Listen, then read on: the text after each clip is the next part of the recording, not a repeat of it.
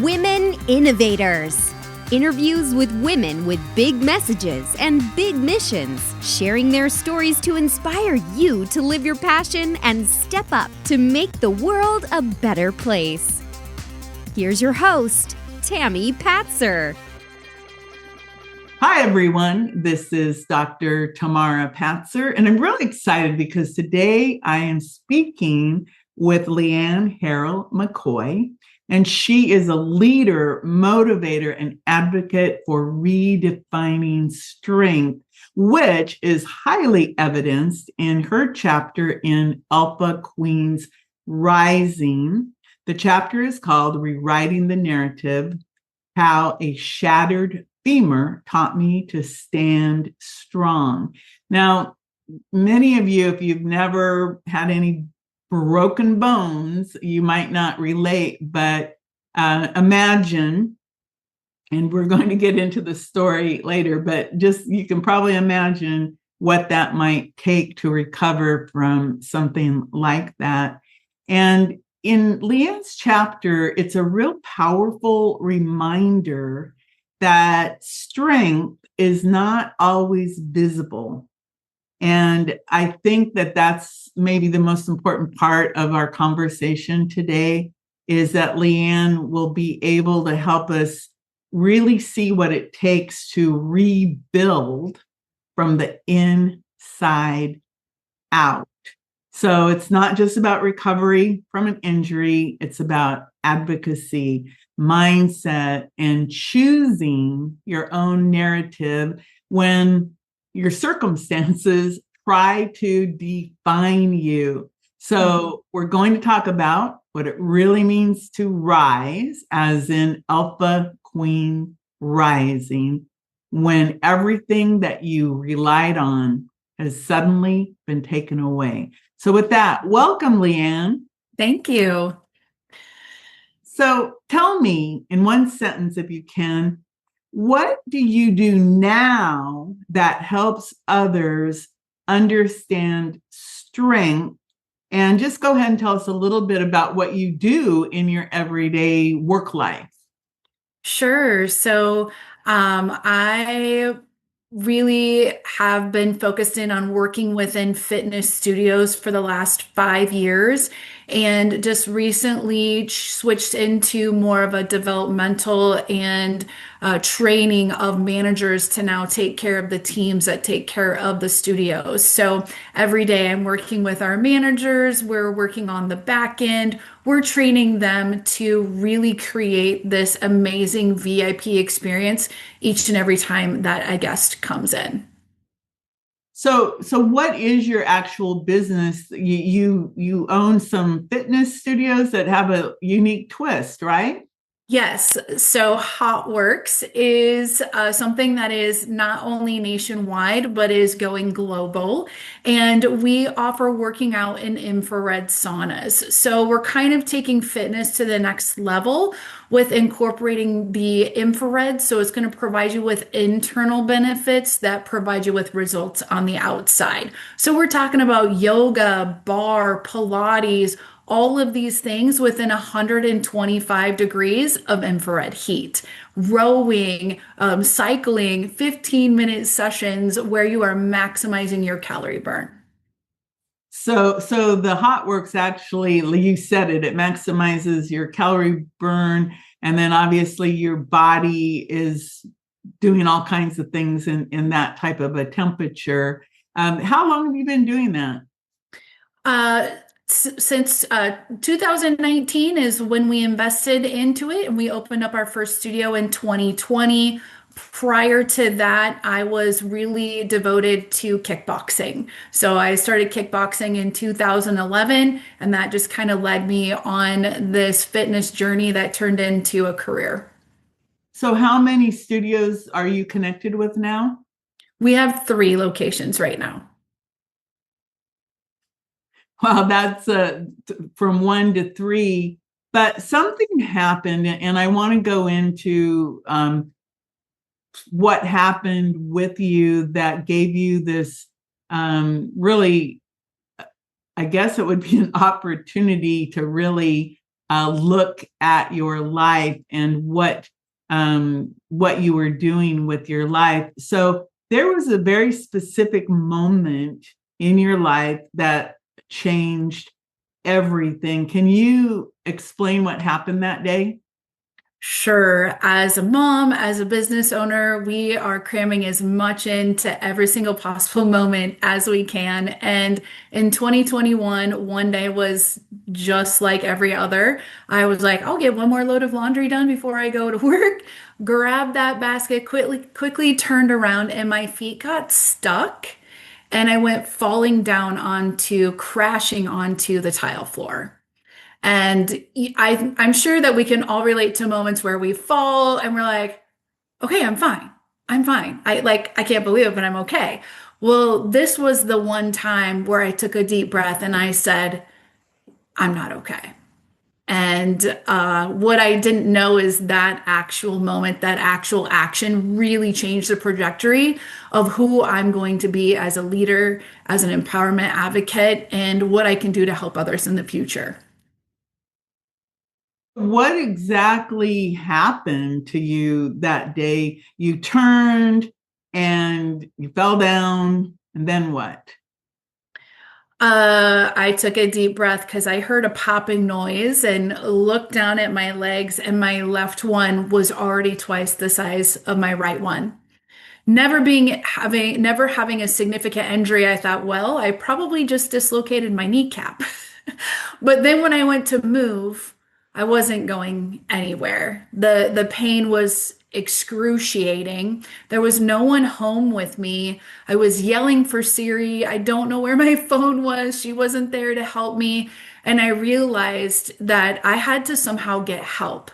I didn't know it at the time, but I had 5 spiral fractures and my femur shattered from my kneecap up.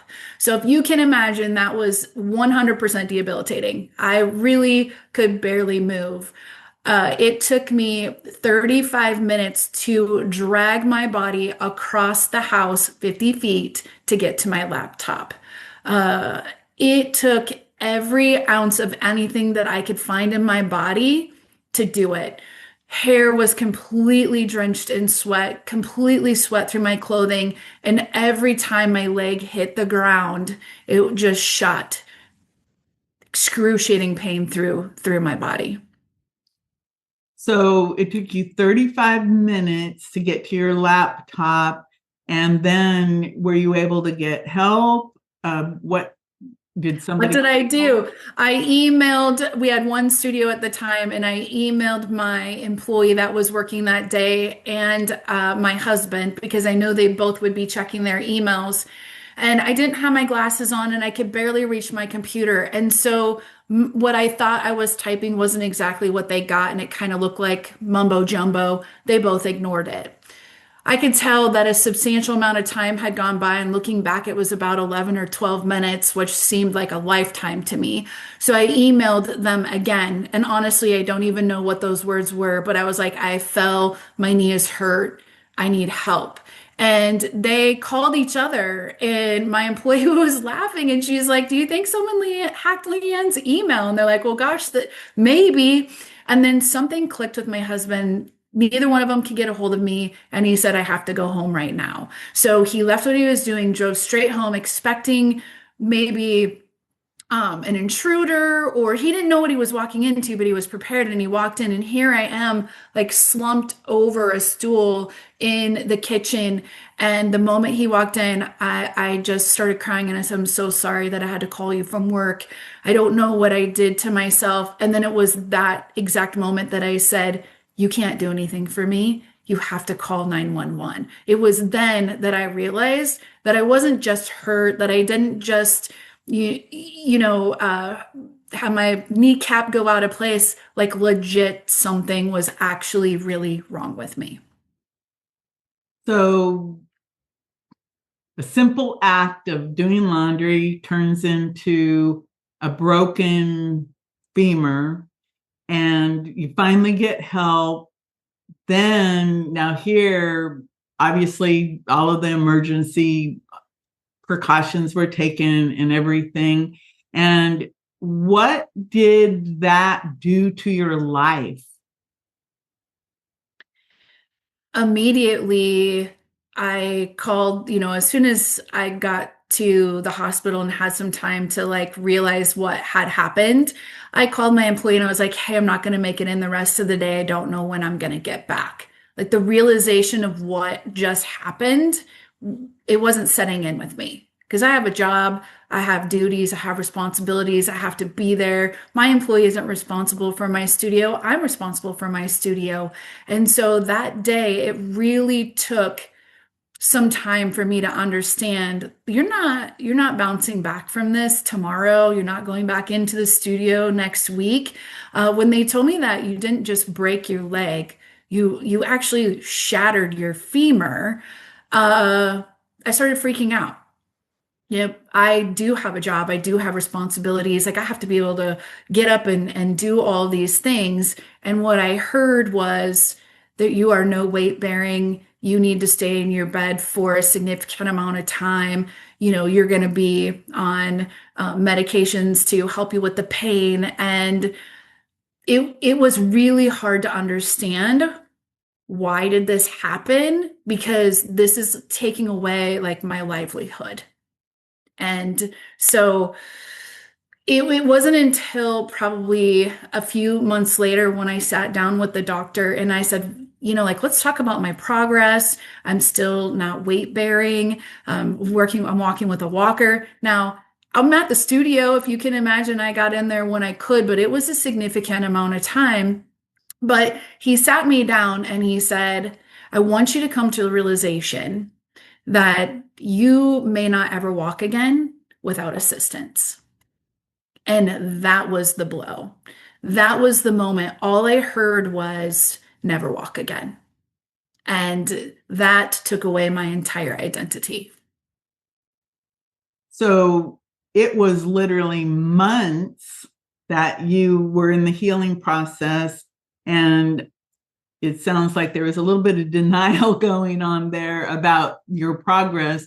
But when that doctor said that to you, you may never walk again. There goes Leanne. Here you are, a person running a physical fitness studio. I mean, think about that. I can imagine that is who you are. And so how long did it take you from that moment, that blow of who am I? How am I ever going to be Leanne again?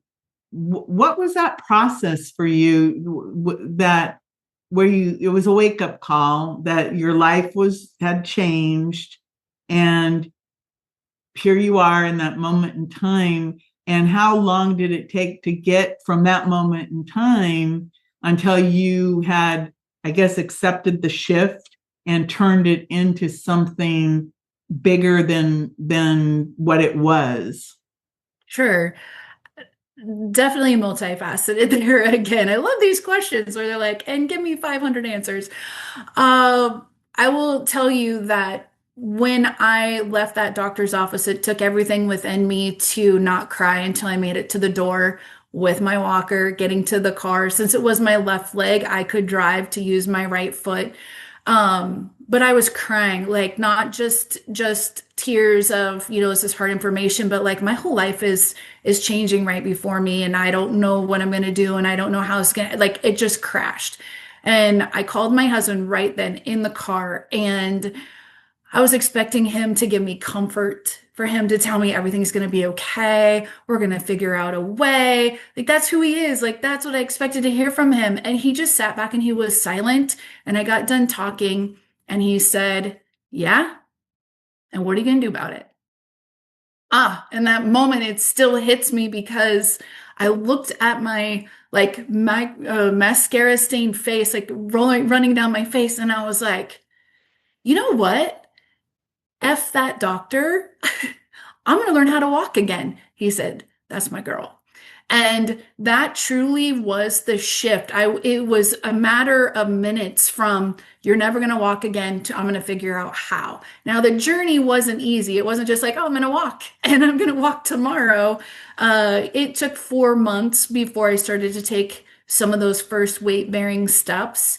And it truly took waking up every day and reminding myself why and why it's important and why I'm going to do this and that I'm going to fight through the pain. And it took 18 months to get to the point where I feel comfortable walking in most terrains, heels, boots. But I don't have 100% recovery, but the brilliant part of all of it is that I get to walk again and I get to lead my businesses from a different perspective. I always led from, the hustle, the go, and how much can you produce, and the strength, and look what you can do. And I had to take a step back and really just be able to empower from the be a force perspective, in that it's a choice. It's a choice to do everything that we do every day and to lead with empathy and compassion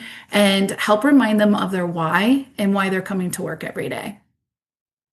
So how would you sum up your big why because you said every day I had to remind myself why? Because you could have just said, okay, whatever, I'll just, sit here and watch TV all day and have somebody else run my business, right? Mm-hmm. So what is the big why? What did you discover was the biggest motivating factor for you? I know at that moment in the laundry room, I heard it not just from the doctor, but I heard it from a nurse that I very easily could not have survived that incident with it being 2 centimeters from the bone coming through my skin and no one being home. I could have bled out, which is pretty scary to hear, or having that fight and that power to drag myself for help. Those broken bones could have severed that major artery that runs through your leg. And I know that I was meant for more. And in order to be more, I had to overcome. And to overcome, I had to be able to walk. So that, I think, really, I just knew my time wasn't up yet. And I needed to maximize what I could do with the time that I have. I like that. You are meant for more. And I think that's a huge message that you bring with your chapter in Alpha Queens Rising, and also the whole Alpha Queens Rising legacy book project. I think all the chapters actually emphasize that no matter what your struggle is, you're meant from more. So today, how many years has it been now since that big, like, what was that moment when like, how you said that you had to take the little baby steps, right? To the weight bearing. And then was there like this ultimate graduation moment when all of a sudden you said, oh my goodness, I can walk and the pain level is not a 10 anymore. Are you still in pain daily or is it now like walking without pain, or do you have to deal with that even though it's technically healed? Yes, I do not have a 100% healing from it. My leg will bend to about 90%. I have very difficult time running, hopping, skipping, jumping. I could physically do it, but not for very long, and it is extremely painful. When I'm tired, you can see that my walk isn't great. I do have to think about walking to walk without people noticing. It does cause pain pretty much regularly, but like most people say with broken bones, when it's cold or a cold front's coming in, or it's going to rain, those kind of things. But I'm reminded daily, and I guess sometimes I have to take a step back and say, hey, I do have something that physically like anchors me into remember why you're doing what you're doing today. and setting the intentions of what is it that I want to do today.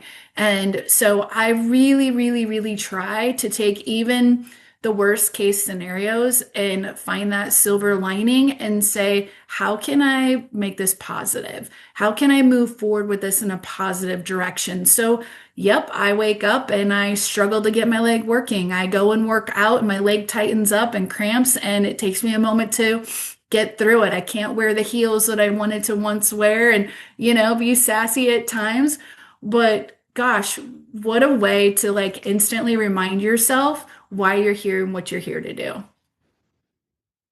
Yeah, that is interesting to have that a literal reminder, like a physical part of you to say, hey, Leanne, this is the big why, and immediately you can pop into it. And not that that's a good thing, the way it happened, but the way that you see it as a positive. Now that's what I think makes a difference in how people take these different things into their life. You took it and applied it and turned it into a positive. And your husband that day, those words, I mean, think about the power that him just saying to you, hey, Leanne, now what are you going to do about that? That is such a powerful thing. And it just proves how another person can make a huge difference in someone else's life just by reminding them about who they are. Like he reminded you of who you are. And it was probably the very reason that he fell in love with you was about that grit, that spunk, that part of you that knows the big why inside. Yeah, I do. Cool. I give him so much credit because he gave me permission to reclaim my power. And he knew that. He knew what to say to trigger it, and reminded me that even though I wasn't in control of my body at that time, I still get to choose my response and my fight for myself. And I'm just so thankful that that's what he said. I mean, at the moment, I was like, I just want to hear it's all okay. And he's like, okay, well, what are you gonna do? So yeah, he reminded me that I get to claim my power in the process. I think that's a really powerful statement. Now, I wanted to go back to the Alpha Queen rising. You wrote your chapter. Why did you decide to participate in this particular project? I really feel that at times we don't share about our experiences because we're ashamed or we feel like it was a fight that no one wants to hear about.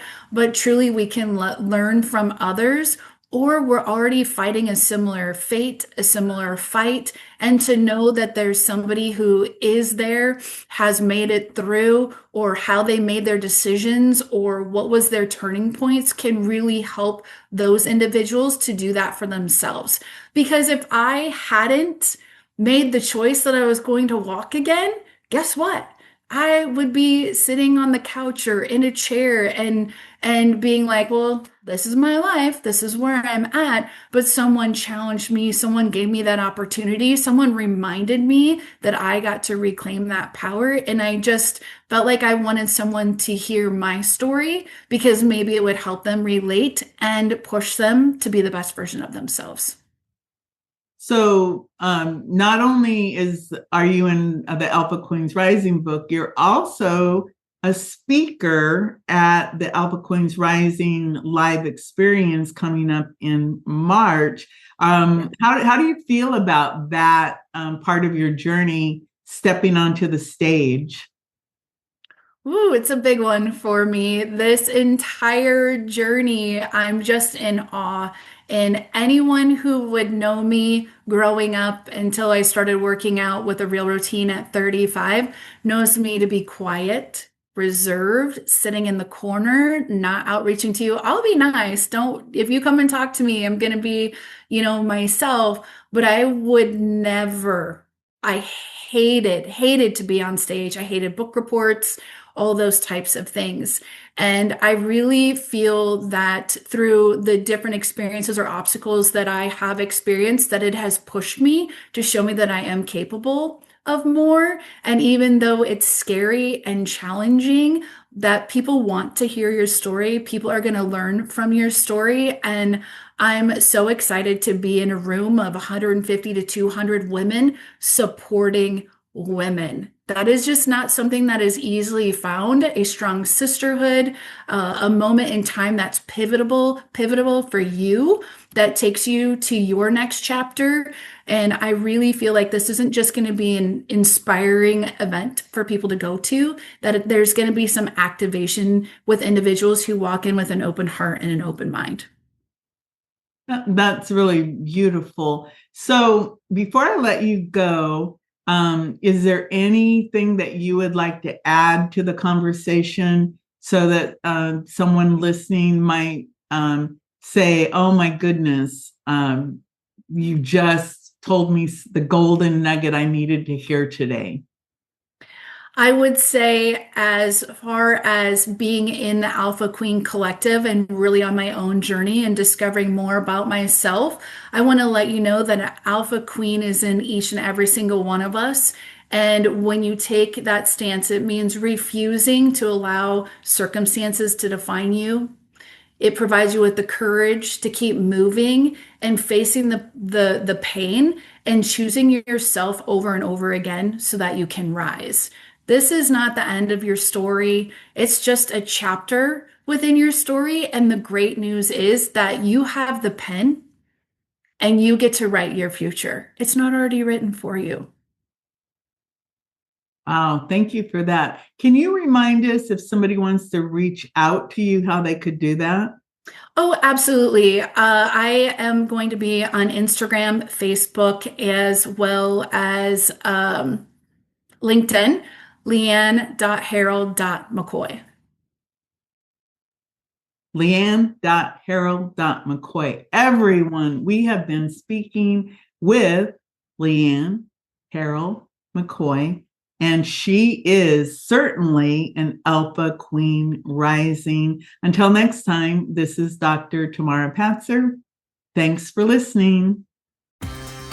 You've been listening to Women Innovators with Tami Patzer. To learn more, please go to womeninnovatorsradio.com. And please do subscribe and share to spread the big messages and big missions to change the world.